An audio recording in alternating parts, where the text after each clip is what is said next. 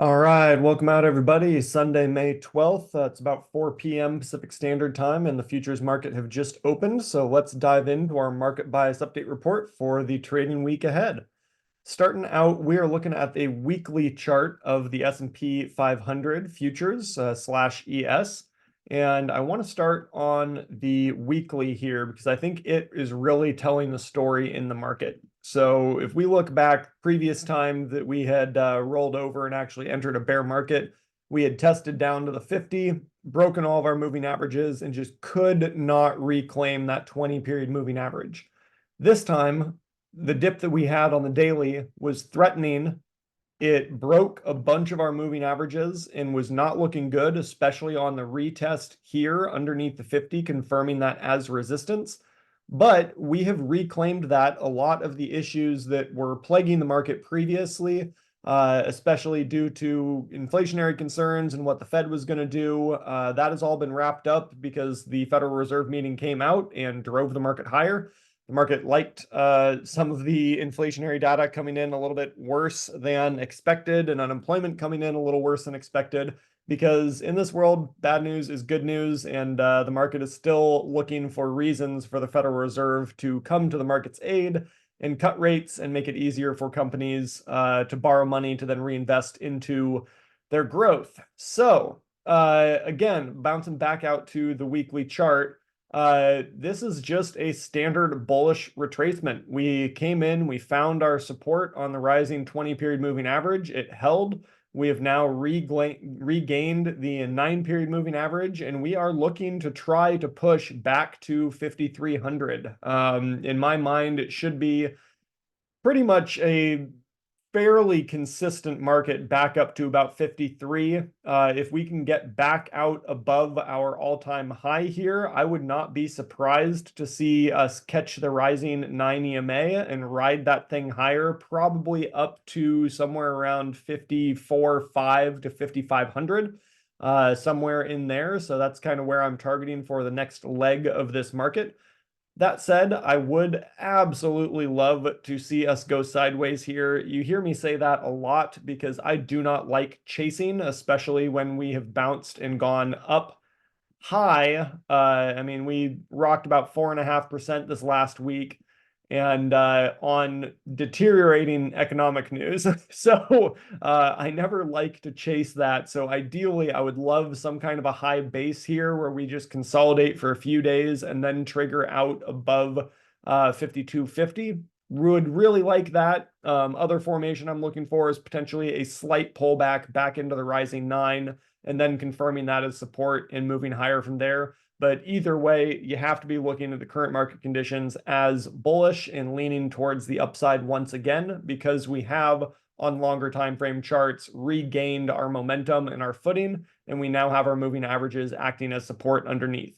So that's the S&P. Let's dive out to the NASDAQ, and you're going to see pretty much identical chart here in the NASDAQ. We actually have already gotten a really nice consolidation on the NASDAQ here. Maybe one more day here would be great before moving higher. But I am leaning bullish on the NASDAQ now again as well. And if we toss this out to our weekly chart and look, can't say that it's done anything particularly wrong. So again, hoping for some consolidation and then eventually the break above our high prices back here at 18,700. If we break that, probably moving up towards the 19,500 to 20,000 zone on the NASDAQ. Looking out to the Russell. Russell's a little bit more choppy. Excuse me there. Got a frog in my throat.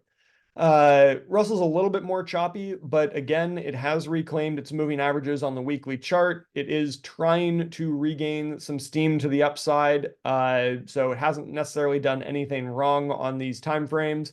I would be looking for a breakout above 2100. If we break above 2100, next stop would be easy throw to 2150 and then beyond. So nice 50-point range there on the Russell potentially. And then again, rinse and repeat. If we go out to the Dow Jones, toss this back to a weekly chart so you can see, again, we have reclaimed all our moving averages. And it looks to me like we're moving back up to retest the highs at 40,358. So over the course of the next week or two, that is kind of the base case. We may get, again, some kind of a snapback to the rising 9, test that 9 as support. That would be a really healthy look because that would also coincide with our support and resistance zone from the left of the chart here. So I would really like a little bit of chill and then a move. Market doesn't always give us what we want in the time we want it, though. So you got to be taking advantage of bullish conditions and bullish chart setups that you see going into the week ahead. Tossing out to Bitcoin real quick. It has had every reason to try to sell off more, and so far it has not done that. We did get our quick breakdown below 60,000, recovered it really quickly, and then found support there again here on Friday's big move lower that I was expecting to see more follow through on, especially because we were still below the 20-period moving average and our diagonal resistance lines here. But right now, at least over the weekend and so far on Sunday here as an open, it is still trying to hold here. Still too early to say bullish. We won't really get our full bullish sign until we break back above the 50-period SMA here on the daily chart. But that isn't to say that we might not get some interesting trades, especially day trading in between now and then. On the daily chart, this is kind of a mess. We are below our moving averages, so it's hard to say, yes, play the upside. When you are below diagonal resistance and you are below your moving averages, you have to give the lean to the downside. But it doesn't escape my recognition that we broke down below this really, really important 60,000 mark and closed below it, which is super bearish, and then just rebounded right back up. And so it is obvious that there are buyers lurking here between 58,000 and 60,000 that are not wanting to let this drop any further. If we go out to a weekly chart, and I'll remove our drawings here so you can see it a little better. This last week was our first week closing below the 9-period moving average, which is not a great look. On one of the proprietary indicators that I've coded and used, I also have my red arrows here that are showing selling pressure is still active. So my base case is still that we are going to come back and test this 20-period moving average on the weekly chart that correlates to basically a double bottom here at that 58,000 mark. If we do get that and we get a bounce off of it, the next time that we close above the 9 EMA on the weekly chart, and that will be correlating pretty closely to the 50-period moving average on the daily chart. When we get a close above both of those, that will be the sign to me that it is now time to start leaning bullish again. But until then, we're kind of in no man's land. Going out to crude light, it is just continuing to underperform. We'd had a really, really nice move for quite some time, and then we started getting some of the information coming out of the Middle East and concerns in the Middle East. And even though the countries that are directly involved in that right now are not oil-producing countries to any significance, the concern is that that would bleed into other countries in the area that are. And so that was a big part of it. Right now, honestly, my base case is probably coming back down into the 56 area. And if we toss this out to a weekly chart, you can see that 56 would basically put us in just barely above our 200-period moving average that has acted as really strong support every other time in the last year or two that we have gotten significant sell-offs. It's come right down into that rising 200-period moving average, found support, hung out for a little while, and then eventually reversed higher. So I'm kind of anticipating history to play itself out in a similar fashion this time. Whether or not I decide to choose to play some day trades to the downside here on a break below somewhere around 77.85, I haven't decided yet, but there could be a couple of potentially interesting day trades to the downside here, playing back down into that 76 zone. Other than that, really just waiting for our diagonal resistance to break and for these moving averages to come down, consolidate, and start acting as support again, moving higher. Let's go out to gold. Gold took a little bit of time off, pulled back, found its 50, and is now attempting to make another leg higher. If we toss this out to a weekly chart, a little bit of slowing momentum and stuff on the top. I'm not thrilled with what I am seeing here, just in terms of it being overextended. It probably would look a lot better if we got a week or two of consolidating here before the next move, because this was a gigantic move in gold. We moved almost 23% in less than 2 months in gold, which doesn't happen very often. So due to that, I would really love some more consolidation here. That said, I do think gold and silver both are likely moving higher in the coming weeks. So segueing, let's go out and check out silver here. And I actually kind of like silver's chart just a little bit more. If we can get 1 or 2 more days here of pullback, find support around 28, and then move higher from 28 to break out of 29 and move higher. If we toss this out onto a longer time frame chart, you can see here that we have a very significant amount of resistance at $29. But if we can get above 29 and close above 29, really there's nothing stopping it until we get back up to 35, which would be a monster trade in silver. So anyways, really interested to keep tracking this. I'm hoping that we will get a day or two of consolidation on the daily chart and then line up a breakout of 29 or potentially some kind of a short term trade from 28 to 29, front running that breakout and be able to chase our stops up, hopefully to a point where we can go into that breakout with a risk-free trade. So that is kind of my game plan going into the week for silver. Going out to natural gas. Finally got the breakout that I'd been talking about for the better part of, I don't know, 2 months now.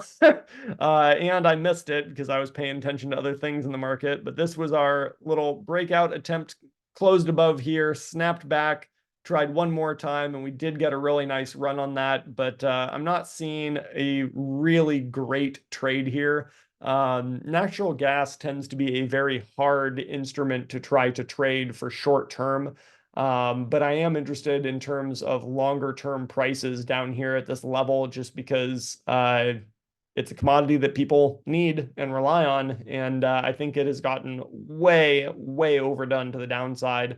And it makes sense to me that at some point here, we're going to see a sustained significant rally. So I'll be keeping an eye on it for that to occur and looking to jump in when I do see a sustained move higher.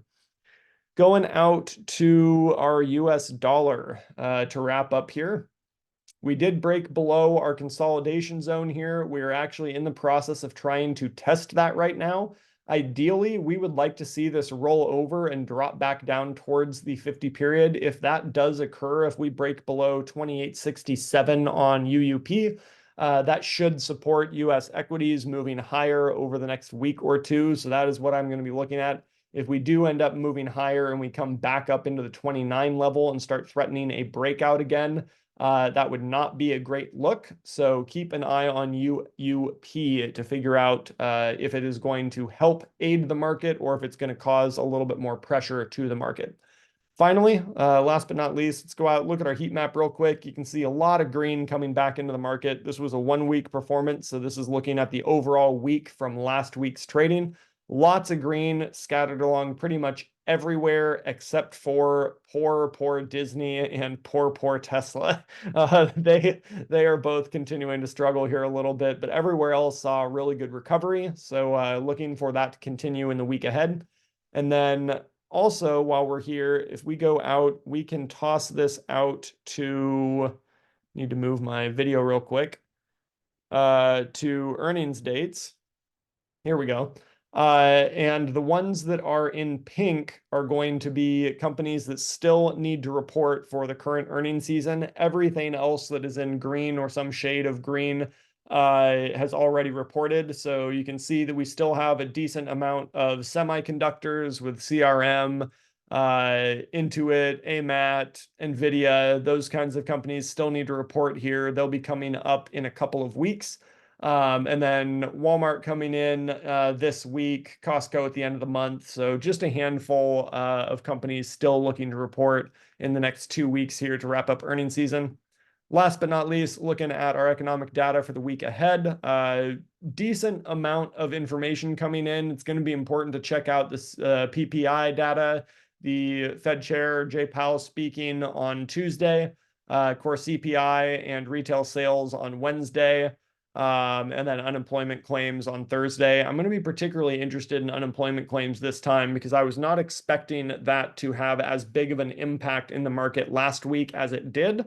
And it moved the market fairly significantly when that got released last week. So I'm going to be looking again to see if we have a similar sized move for that and where this comes in terms of being in line with estimates or not. So anyways, be real interested to see what unemployment claims do. With that, guys, as always, let me know if you have any questions. I'm here to help, and I will chat with you soon.